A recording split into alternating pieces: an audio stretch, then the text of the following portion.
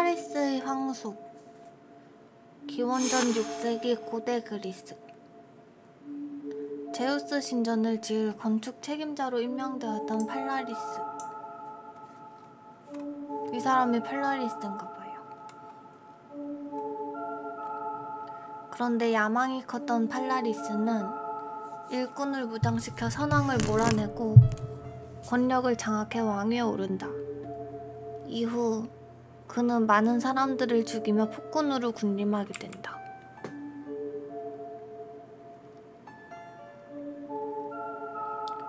그런데 그에게 가장 큰 걱정이 하나 있었는데 그것은 바로 자신이 그랬던 것처럼 누군가 자신을 왕위에서 물러나게 할까봐 큰 불안감에 시달렸다.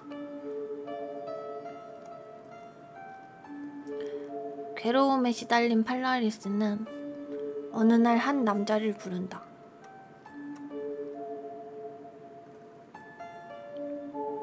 왕의 부름을 받고 달려온 이 남자의 이름은 페릴라우스. 사람들 이름이 왜 이렇게 어렵지? 기원전 570년 아테네에서 유명했던 과학자이자 조각가였다. 모두가 나에게 꼼짝 못할 물건을 만들어 오게. 팔라리스는 페릴라우스에게 무언가를 만들어 오라는 지시를 내렸다. 그와 동시에 만에 하나 물건이 마음에 들지 않는다면 목숨이 무사하지 못할 것이란 얘기까지 한다.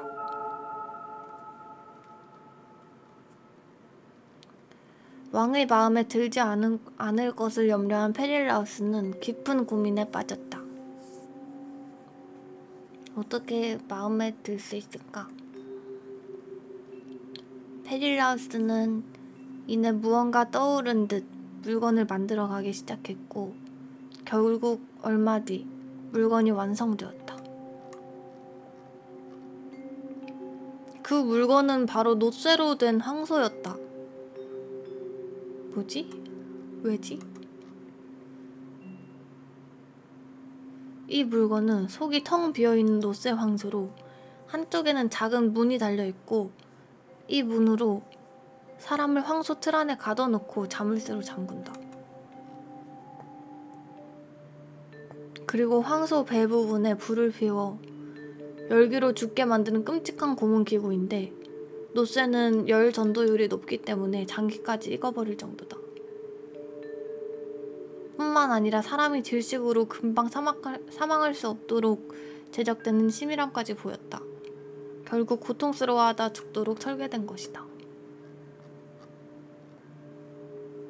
그런데 이 기구가 유난히 잔혹하다고 평가받는 이유가 있다. 미친. 소 윗부분에 나팔이 설치되어 있어서 비명을 실시간으로 들을 수 있다. 그래서 사형장에 울려 퍼지는 비명소리에 많은 사람들을 공포로 떨게 만들었다. 인간은 시각보다 청각으로 느낄 때가 정서적 반응이 더 심한 점을 이용했다. 진짜 너무 끔찍한데? 실제로 사용됐다는 거네, 아니야 이게? 놋쇠 황소에 굉장히 협족해하는 팔라리스 왕. 첫 번째 희생자를 데려와 테스트하게 되는데 그게 누군데? 미친. 첫 번째 희생자는 제작자인 페릴라우스. 본인이 만든 기구에 본인이 끔찍한 희생자가 되었다. 이로써 페릴라우스는 비극적인 죽음을 맞이하였다. 미친놈 아니야? 이후로도 놋쇠 황소에 갇힌 사람들의 비명소리가 성 안에선 끊이질 않았고 수많은 사람들은 목숨을 잃었다.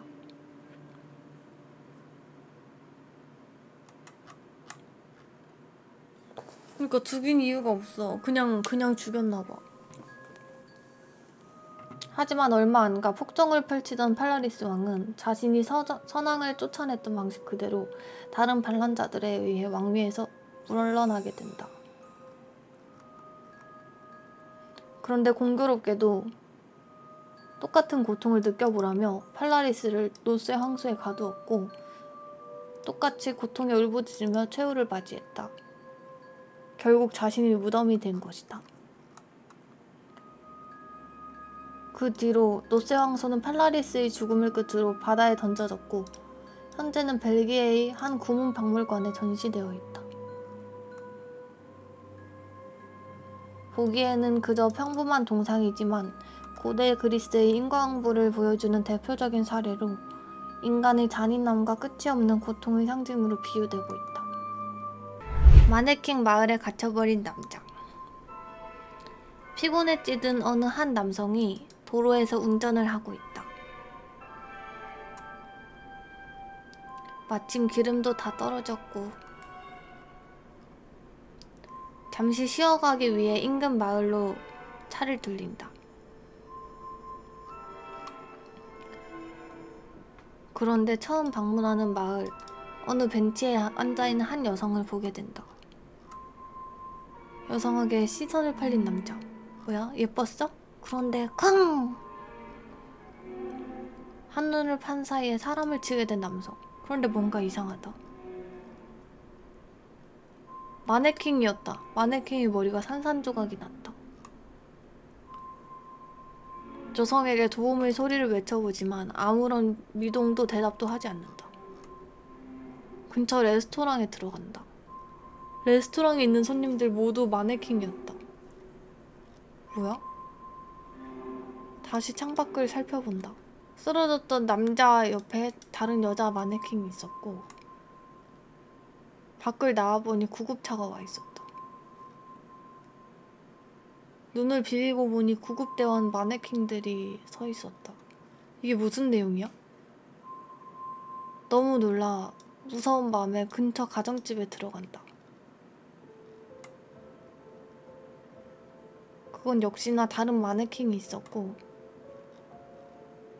방 안을 둘러보는데 창가 쪽을 바라보는 한 성인 남성의 마네킹이 있었다.